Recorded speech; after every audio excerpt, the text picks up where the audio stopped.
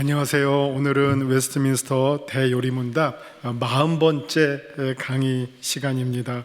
153번에서 156번까지 공부하겠습니다. 지금 우리가 오늘 다루는 내용은요, 우리가 전번까지 그 십계명을 중심으로 계명에 대해서 공부했고요. 또 우리가 그 계명을 인간 자기의 힘으로는 결코 지킬 수가 없기 때문에 우리가 계명을 대할 때마다 오히려 자기의 죄인됨을 더 보게 되고 하나님의 은혜를 필요로 한다 하는 내용까지 우리가 배웠습니다. 오늘 153번 시작할 때 등장하는 단어가 범법으로 인하여 우리가 마땅히 받아야 할 하나님의 진노와 저주를 피하게 하시기 위하여 하나님께서 우리에게 요구하시는 바가 무엇인가 하는 겁니다. 이 말씀은 일단 우리가 다 이렇게 죄인이 되었는데 누가 우리를 이 죄로부터 어떻게 구원받을 수 있을까 하는 그 질문을 던지는 거죠. 여기에 대해서는 이제 제일 중요한 게 이 죄인을 향한 하나님의 마음은 어떤 마음이실까? 하나님은 우리들을 보실 때 어떤 생각을 가지고 계시는가? 하나님의 마음을 아는 것이 제일 중요하죠. 그래서 이제 오늘 쭉 배울 내용은 그 하나님의 마음과 죄인인 우리가 어떻게 하면 하나님께로 다시 돌아가서 죄인으로부터 어떻게 우리가 죄의 용서를 받게 되는지, 이것을 우리가 오늘 이 본문을 통해서 배우게 됩니다. 우리가 여러분 잘 아시는 것처럼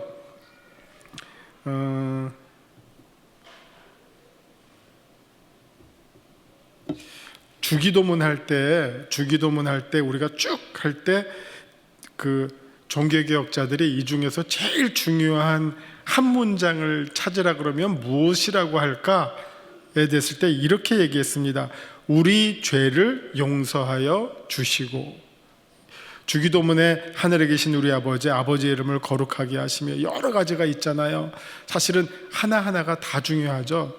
제가 볼 때는 사실은 첫 번째 하나님의 이름을 거룩하게 하시며 얼마나 중요해요. 그 다음에 아버지의 나라가 오게 하시며 또 중요하죠. 뜻이 하늘에서 같이 땅에서도 이루어지게 하소서. 얼마나 중요합니까? 그런데 이제 우리 각자에게 있어서는 무엇이 제일 중요하냐? 우리가 우리에게 잘못한 사람을 용서해 준 것 같이 우리의 죄를 용서하여 주시고, 이거를 제일 중요하게 여겼다 그래요. 왜냐하면 우리가 우리의 죄가 용서받지 않고는 절대로 하나님의 자녀가 될 수 없기 때문에, 그리고 절대로 천국에 들어갈 수가 없기 때문에 우리 자신에게 있어서는 우리의 죄가 용서받는 일이 제일 중요하다. 지금 오늘 주제는 바로 그거를 다루고 있어요. 범법으로 인하여, 이거 우리가 다 죄인이 되었어요. 죄를 범함으로 말미암아, 계명을 어김으로 말미암아 우리가 다 죄인 되었는데 어떻게 하면 하나님의 진노와 저주를 피하겠습니까? 이 말은 어떻게 하면 우리가 이 죄의 문제를 해결할 수 있겠습니까? 죄인이 용서받을 수 있겠습니까? 하는 이 질문을 오늘 우리들에게 던져주고 있고요. 여기에 대한 답을 소개해주고 있어요. 이 답에 대한 중요한 단어가 오늘 이제 공부할 내용으로는 답에 이렇게 쭉 나오는데, 거기에서 제일 중요한 단어는 외적 방편이라는 말이에요. 말이 좀 어렵죠. 이 요리문답에 나오는 죄의 문제를 해결하기 위한 하나님께서 길을 만들어 주셨는데 그 길이 뭐냐? 여기 답에 나와요. 제가 한번 쭉 읽어볼게요. 범법으로 인하여 우리가 마땅히 받아야 할 하나님의 진노와 저주를 피하게 하기 위하여, 쉽게 말하면 우리가 죄의 용서를 받기 위해서 하나님께서는 하나님께 향한 우리의 회개와 우리 주 예수 그리스도께 향한 믿음과 그리스도께서 자기의 중보의 혜택을 우리에게 전달하시는 외적 방편을 부지런히 사용하는 것을 요구하신다. 자, 우리가 우리의 죄를 용서받기 위해서 하나님께서 준비하신 몇 가지가 있어요. 회개, 믿음, 그리스도의 중보의 혜택, 이게 있는데 이것을 우리가 사용하기 위해서는 외적 방편 3개가 필요하다. 아시겠어요? 우리가 다시 죄의 용서를 받기 위해서는 무엇을 하나님께서 준비하셨느냐? 회개, 예수 그리스도를 향한 믿음, 그리고 중보의 혜택이 뭡니까? 십자가죠. 십자가의 구속의 사건, 대속적 죽음을 하나님께서 이루어 놓으셨어요. 근데 이것을 우리가 사용하기 위해서 3가지의 외적 방편을 또 준비하셨다. 그 3가지가 뭐냐? 그게 154번에 나오는데 뭐냐? 말씀과 성례, 세례와 성찬, 그리고 기도다. 이게 이제 오늘 공부할 내용이에요. 그리고 그 중에서 우리가 오늘은 말씀에 대해서 공부할 거예요. 그 다음에 성례와 기도는 이제 다음에 이제 이어서 공부할 거고요. 오늘 공부할 전체 그림을 아시겠죠? 다시 한번 제가 정리해 드릴게요. 우리가 지난주까지 했던 계명에 대해서 공부했는데, 계명을 우리가 어느 누구도 계명을 지킬 수 있는 사람이 없어요. 그래서 우리는 오히려 계명 때문에 다 죄인이 됨을 깨닫게 된 거예요. 자, 그러면 우리가 모두가 다 죄인이 되었는데 이 죄로부터 어떻게 우리가 죄인을 벗어날 수 있을까? 죄인이 어떻게 하면 의로워질 수 있을까? 다시 말하면 이 죄를 어떻게 하면 용서받을 수 있을까? 또 오늘 1번처럼 범법을 했는데 이 범법의 죄인으로부터 어떻게 하나님의 진노와 심판을, 저주를 피할 수 있을까? 피하기 위해서 하나님께서 우리에게 회개와 믿음과 그리스도의 대속의 죽음을 우리에게 주셨어요. 자, 주셨어도 이걸 우리가 내 걸로 가지고 와야 되겠죠? 나에게 적용을 해야 되겠죠? 그 적용할 수 있는 길이 뭐냐? 말씀과 성례전과 기도다. 아시겠죠? 하나님께서 마치 엄마가 밥상을 차려줬어요. 근데 내가 나 입맛 없어, 배고프지 않고 뻗팅이면 못 먹는 거 아니에요. 근데 하나님께서 우리에게 그 음식이 얼마나 맛있는지 막 알려주시고 또 막 산의 진미를 펼쳐주셨는데 이제 막 젓가락을 갖다 놔주시고 밥상을 차려주시고 그걸 우리로 하여금 먹고 싶게 하는 막 식욕을 일으켜 주시고, 그래서 그 음식을 먹어야지 내가 그 음식을 먹고 배부르는 거 아니에요. 그런 것처럼 하나님께서 우리에게 죄 용서받을 수 있는 길을 펼쳐주셨는데 그걸 우리가 받아들이면 하나님의 진노와 저주를 벗어나서 하나님의 자녀가 되고, 받아들이지 아니하면 영원히 저주와 하나님의 심판을 벗어날 길이 없는 버림받은 사람이 된다 하는 겁니다. 여기까지 됐죠? 자, 그러면 그 다음에 제가 전해드려야 할 중요한 내용은, 첫째는 하나님은 어떤 분이신가? 그리고 하나님은 우리를 향해서 어떤 마음을 갖고 계시는 분인가? 그거를 알면 하나님의 그 진노와 저주를 우리가 피할 수가 있어요. 우리가 하나님에 대해서 잘 모르면 내가 거꾸로 오해를 해서 원래 하나님과 다른 하나님을 내가 생각하고 하나님을 지나치게 무서워하고 피할 수가 있어요. 이 하나님을 너무 무서운 하나님으로 생각해서 막 도망다니는 것도 문제고요. 또 하나님을 너무 무시해서 하나님을 그냥 무심하게 대하는 것도 문제예요.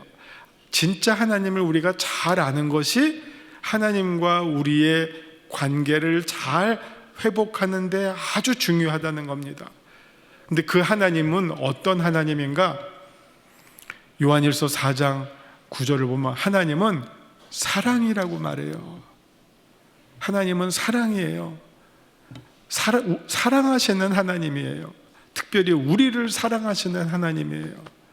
그러니까 사실은요, 우리가 꼭 가져야 할 생각이 하나님이 있다 없다 이거 별로 중요하지 않아요. 신이 있다 없다 별로 중요한 거 아니에요. 더 중요한 게 뭐냐? 우리가 믿는 신이 어떤 신이냐 하는 것을 아는 것이 중요해요.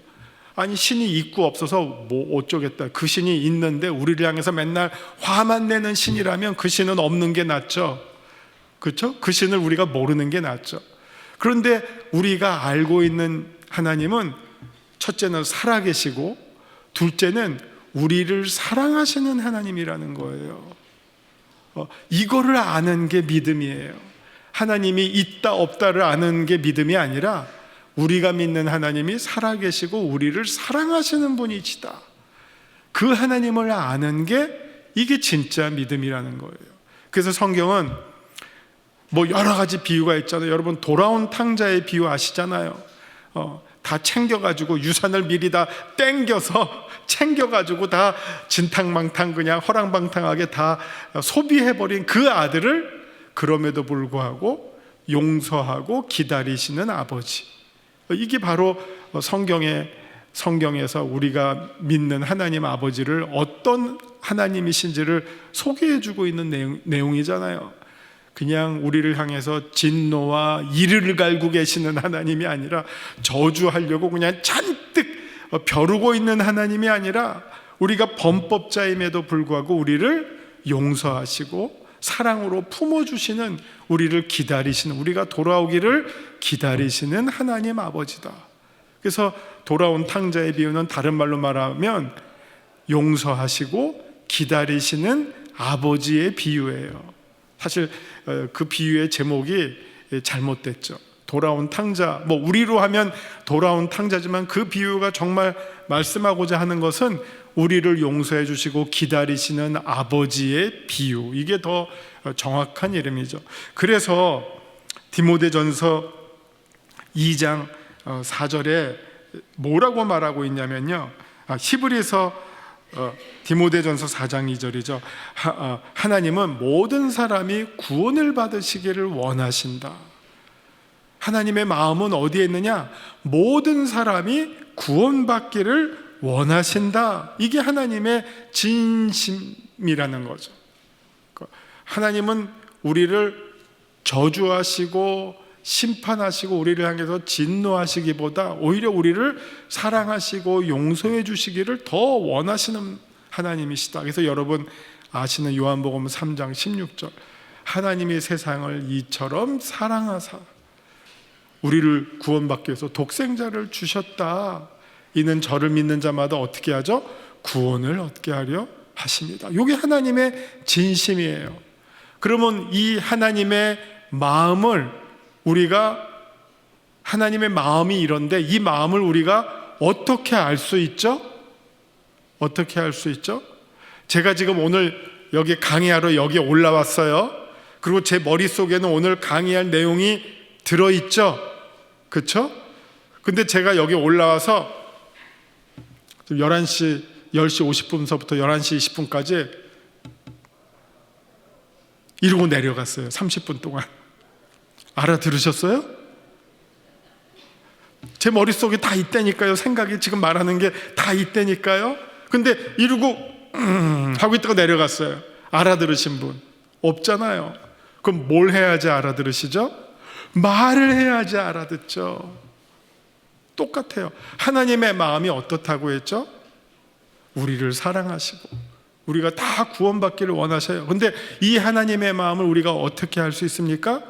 하나님의 말씀을 듣고 읽음으로 알 수 있죠.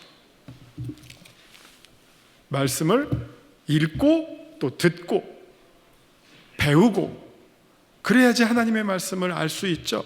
그럼 하나님의 말씀을 알게 된 다음에, 들은 다음에는 어떻게 돼요? 아, 하나님이 나에 대해서 이런 생각을 갖고 계시구나.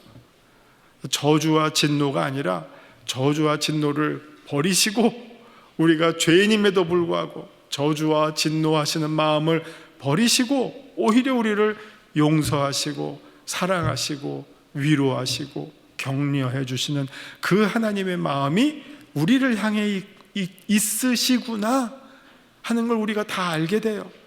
이 말씀을 읽지 않고 듣지 않고는 하나님의 말씀을 어떻게 알 수 있겠어요?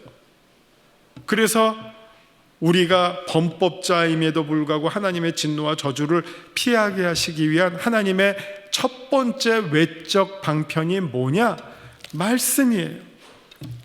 우리가 말씀을 통해서 아까 돌아온 탕자, 우리를 기다리시는 아버지의 비유를 들으셨잖아요. 또 길 잃어버린 한 마리의 양, 수많은 예수님의 말씀, 구약에서부터 아브라함을 선택하시고 노아를 구원하시고 이스라엘을 선택하시고 하는 이 모든 역사와 이 히스토리와 그 설명들, 비유들이 다 무엇을 가르쳐주고 있습니까? 우리가 믿는 하나님이 어떤 하나님이신지, 우리를 사랑하시고 우리를 구원하시기를 기뻐하시는 하나님이시다. 우리의 죄가 주홍같이 붉을지라도 하나님은 때가 있으시면 그 죄를 눈같이 희게 만들어 주셔서 우리를 용서해 주시고 우리를 하나님의 자녀로 삼아 주시기를 위해서 정말 애를 쓰고 계시는 하나님이시다. 우리의 아버지시다. 자기의 독생자 아들까지도 우리에게 다 남김없이 줌으로 말미암아 또 십자가의 저주를 당하시게까지 하면서도 우리를 구원하시기를 원하시는 우리의 아버지시구나 하는 것을 우리가 말씀을 통해서 배우게 되고 깨닫게 됩니다. 자, 말씀을 통해서 우리가 그것을 배웠어요. 그리고 하나님의 마음을 우리가 같이 느끼게 됐어요. 그러면 그 다음에 어떻게 우리가 변화가 되느냐? 그게 이제 나와 있어요. 자, 155번을 보시기입니다. 155번. 그 154번에서는 우리가 그 하나님으로부터 우리에게 부어주시는 그 구원의 은혜를 누리기 위한 외적 방편에는 무엇이 있느냐? 말씀과 성례와 기도가 있다 했어요. 그리고 그 중에서 이제 155번에서는 말씀을 첫 번째로 설명합니다. 근데 그 말씀이 어떻게 우리의 구원에 유효하게 되는가 하는 겁니다. 여기 답이 나와 있는데요. 먼저 제가 답을 한번 읽어보고 설명을 드릴게요. 답.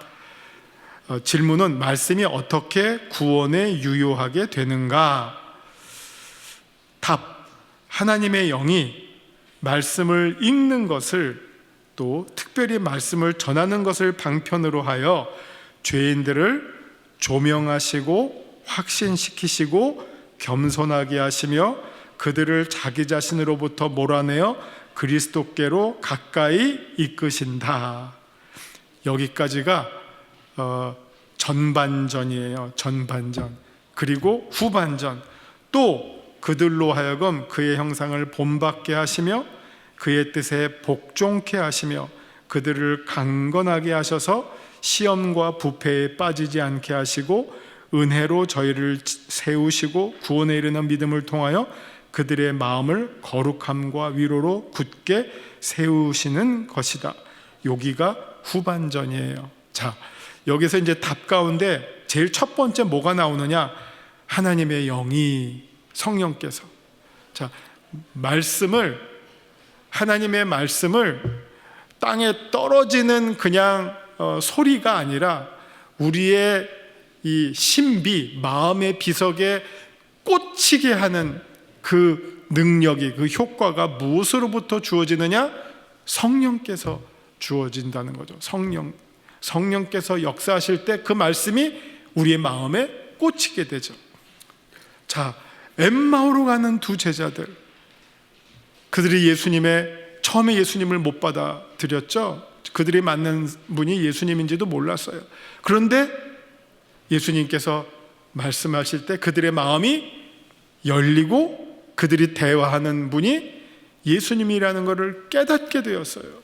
이게 바로 성령께서 하시는 일이라는 거죠. 여기도 마찬가지예요. 우리가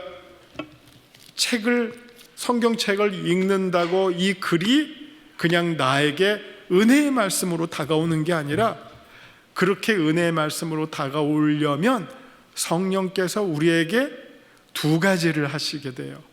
하나는 감동을 주셔야 돼요. 감동을 주셔야 돼요. 그걸 읽을 때 우리의 마음이 움직여야 돼요. 또 하나는 조명, 여기 이제 조명이 나왔어요. 조명이 있어요. 조명은 비춰주는 거예요. 그 말씀이 내 마음에 확 비춰져요. 그러니까 그 뜻을 깨닫지 못하거나 그냥 별 볼 일 없다고 생각했던 말씀이 빛이 비춰지면서 내 마음에 훅 들어오게 된다는 거예요. 큰 힘으로 그 말씀이 나에게 감동과 능력으로 다가오게 된다는 거죠. 자, 이 하나님의 말씀을 말씀되게 하는 것, 그것이 첫째는 성령의 역사하심을 통해서 첫 번째 일어나는 것은 조명, 비춰줘요. 안 비춰주면 그 글은 깜깜해요. 그냥 글은 글이고 종이는 종이다 이렇게 되는데, 조명을 하게 되면 그 말씀이 나에게 확 와서 하나님의 지엄하신 말씀으로 나에게 그냥 어떻게 보면 돌격하는 거죠. 그냥 머리를 때리는 거죠. 뒤통수를 팍 때리면서 정신이 번쩍 들게 하는 것, 그게 성령의 조명이에요. 그 조명이 일어난 다음에 그 다음에 뭐가 됩니까? 확신이 일어나요. 그 말씀이 나에게 큰 믿음의 말로 다가오게 되고요, 그 결과로 내가 이제 그 말씀 앞에 꿇어 엎드리게 돼요. 주여 말씀하소서, 제가 듣겠나이다. 그러면서 그 말씀 하나하나가 정말 입의 꿀보다 더 단 말씀이 되게 되죠. 그 결과 어떻게 되느냐? 자기 자신들로부터 몰아내어 그리스도께로 가까이 끌게 하신다. 여러분들 그 사형리의 그 책자 보셨죠? 거기서 사형리에서 이 결심할 때 나오는 그림이 나라고 하는 그 의자를 그려놓고 거기에 나가 있다가 내가 벗어나고 거기에 뭐가 옵니까? 십자가가 오죠. 사실 믿음을 갖게 되는 그 결과는 내가 주인으로 있던 나의 인생으로부터 예수 그리스도가 주인으로 되는 삶으로 바뀌는 거죠. 이제 죄인된 내가 몰려나고 쫓겨나고 용서받은 내가 그리스도를 주인으로 모시면서 내 마음의 중심에 예수 그리스도를 모시는 것, 이것이, 이런 변화가 무엇을 통해서 일어난다고요? 성령을 통해서 말씀으로 역사할 때 이런 변화가 조명과 확신과 겸손과 주인의 바뀜, 이게 일어나게 된다는 거죠. 그 다음에 이게 이제 쫙 그렇게 돼요. 그리고 그 다음에는 어떤 일이 일어납니까? 그리스도의 형상을 본받고 그리스도의 뜻에 순종하고 복종하고, 그리고 내 믿음이 강건하게 돼서 시험과 부패를 내가 이겨내고 은혜 안에서 나를 세우게 된다는 겁니다. 그래서 구원에 이르는 믿음을 통해서 우리의 마음을 거룩과 위로로 굳게 세우게 되는 것이다. 자, 이걸 다시 한번 다른 말로 설명해 드릴게요. 말씀이 어떻게 구원에 유효하게 되는가? 제가 우리 구원에 있어서 제일 중요한 게 무엇이다라고 누누이 계속 말씀드린 게 있어요. 그게 뭐냐면요, 그리스도와의 연합이에요. 그리스도와 하나가 되는 것. 우리가 그리스도와 연합하지 않고는 우리가 절대로 구원받을 수가 없어요. 그래서 여기 구원의 외적 방편 세 가지가 나오는데, 이 세 가지가 결국 지향하는 한 가지에 초점이 있어요.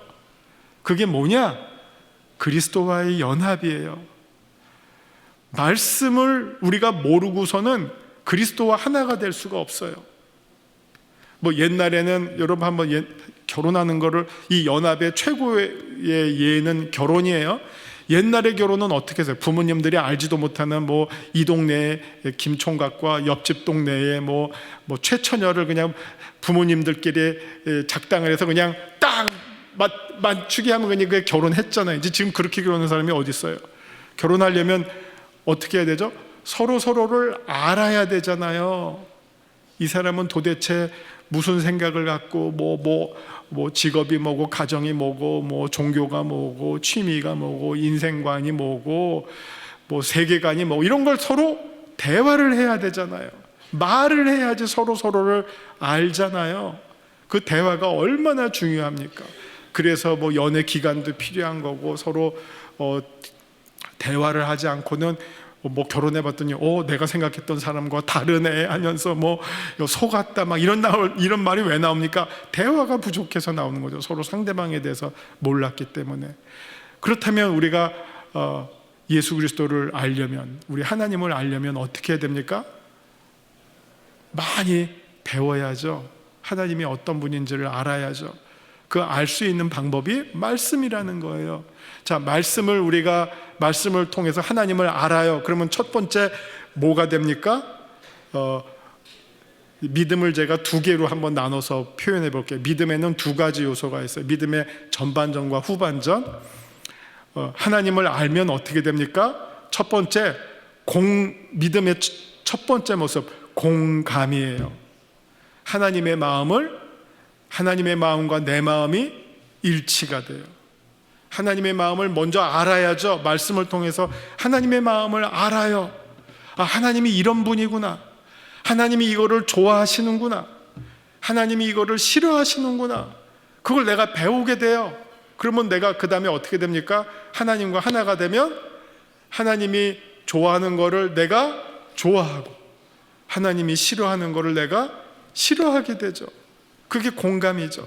우리 찬송가, 우리 그 복음성가 가운데 이런 게 하나님이 이렇게 눈물을 흘리시면서 바라보는 영혼을 나도 바라보게 하시고 하나님의 마음이 머무는 곳에 내 마음도 머물게 하소서. 이게 공감이에요. 믿음은 공감으로부터 시작하는데 공감하려면 말씀을 듣고 읽고 배워야 돼요. 그래서 하나님의 생각이 어떻구나, 하나님의 마음이 어떻구나, 그거를 알고 내 마음이 따라가게 되는 거 공감해요. 공감하게 되면 그 다음에는 어떻게 됩니까? 동행하게 돼요. 하나님의 마음을 알았잖아요. 그러면 이제 내가 액션하는 거예요. 행동. 어떤 행동을 해요? 하나님이 원하시는 일을 내가 하게 돼요. 하나님의 손이 되어드리고 하나님의 발이 되어드리는 거예요. 이게 손과 발이 움직이려면 먼저 뭐가 움직여야 됩니까? 마음이 움직여야 되죠. 그러니까 믿음의 시작은 하나님과 공감하는 거고 그 다음에 믿음의 결과 열매는 동행이 돼요. 하나님과 함께하는 행동이 돼요. 이게 믿음이에요. 근데 그 믿음을 위해서 우리가 믿음이 지향하는 게 뭐냐? 연합이라니까요. 연합. 마음이 하나가 되고 행동이 하나가 되는 거. 그래서 하나님과 운명 공동체가 돼요. 그게 바로 구원이에요. 하나님의 자녀가 되는 거. 공감하고 동행하면 하나님과 한 패밀리가 돼요. 하나의 가족이 돼요. 그게 하나님의 자녀가 되는 특권을 우리가 누리게 되고 하나님의 상속을 받는 상속자, 유업을 이을 자가 된다는 거죠. 원래는 어떤 자였는데?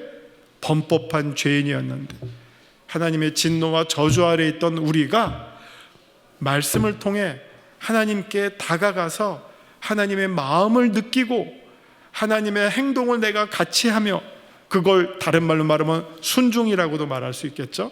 하나님의 마음이 원하시는 곳에 내가 행동 따라하는 것, 순종이죠. 순종을 통해서 내가 어떻게 되죠? 하나님의 자녀가 됐다는 그 은혜를 누리게 되는 것, 그게 바로 말씀으로부터 시작된다는 것, 그것을 오늘 말씀해 주고 있어요. 그게 하나님과 하나가 되고 예수 그리스도와 연합하게 된 사람이 걸어오는 그 믿음의 쭉 여정을 보시면 말씀을 듣고 말씀을 깨닫고 그 말씀을 확신하고 그 말씀에 따라 살아내게 된다는 겁니다. 자, 마지막으로 이제 156번만 정리합니다. 하나님의 말씀은 모든 사람이 읽어야 합니까? 요거는 조금 설명이 그냥 기술적인 건데 별로 중요하지는 않아요. 우리가 모두 다 읽어야 되죠. 여기 뭐 공적으로 읽는 사람은 제한되어 있다고 하는데 그거는 예배 순서에 해당하는, 또 어떻게 보면 그 가르치는 직분에 해당하는 사람이고, 내가 개인적으로 공동체적으로 함께 말씀을 듣고 읽는 데는 우리가 열심을 내서 말씀과 가까이 하는 삶을 살 때 궁극적으로 하나님과 연합하고 그리스도와 하나가 되는 삶을 살게 된다는 말씀을 기억하시고요. 다음 시간에는 이제 성례전으로 이어지게 됩니다. 기도하시겠습니다. 주님, 죄인 되었던 우리를 하나님의 자녀 삼아 주시고 또 이것을 위해서 예수 그리스도를 우리의 대속물로 주신 것뿐만 아니라 그 은혜를 우리가 깨닫고 누릴 수 있도록 우리에게 믿음 주시고 말씀 주시고 또 기도의 기회를 주신 것을 감사드립니다. 주님께서 우리에게 주신 은혜들을 풍성히 누리는, 복을 누리는 우리 영색교회 성도들 다 되게 하여 주옵소서. 예수님 이름으로 기도합니다. 아멘.